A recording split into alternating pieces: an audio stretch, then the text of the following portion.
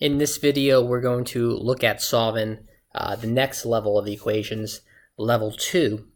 And what makes these equations just slightly more involved than the ones we previously solved is now that one of the expressions that makes up the equation, it can be simplified using either combined like terms or the distributive property.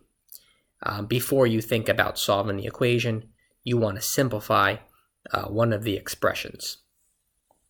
So here I have an equation with a very complicated left-hand side expression, which can be simplified by combining like terms.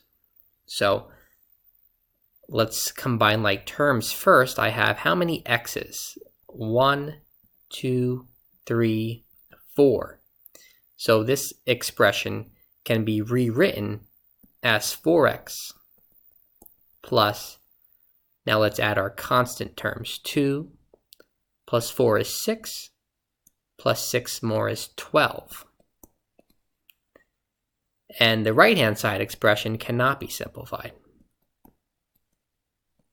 So there's my new equation. And now I'm really back to a level 1 equation because both sides are now completely simplified.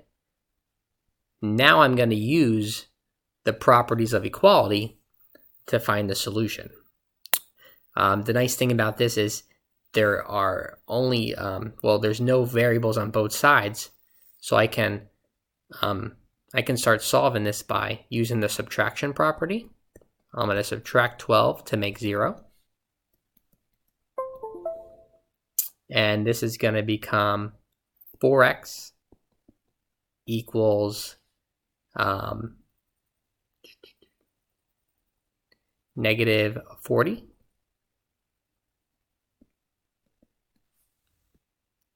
And then I can solve this by inspection, and I can say that my answer has to be x equals, 4 times what will give me negative 40? That would be x equals negative 10. So all of these equations I created have the same solution, and the reason is I've only used properties of equality.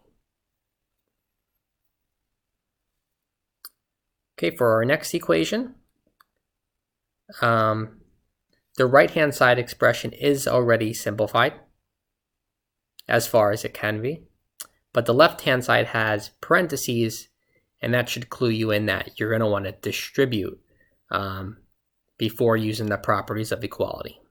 So let's do that. Remember, the number outside the parentheses multiplies each of the terms inside the parentheses.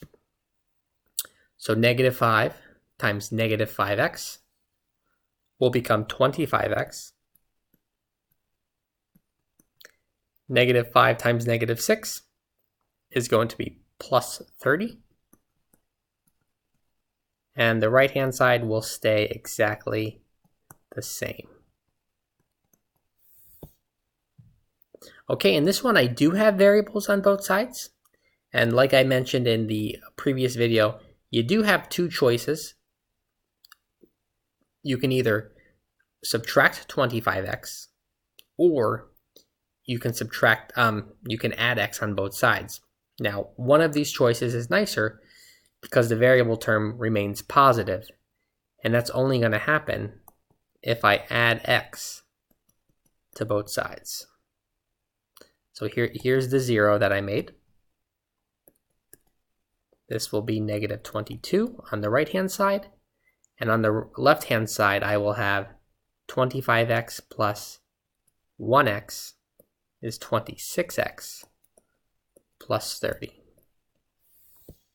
All right, that's not an equation I can solve by inspection, so I'm going to go to the next step, and I'm going to make a 0 by subtracting 30 on both sides. The left-hand side is now 26x, and the right-hand side is now negative 52. That comes from adding 22 and 30, And since both numbers are negative, the answer would be negative as well. And then finally, I'm going to divide by 26.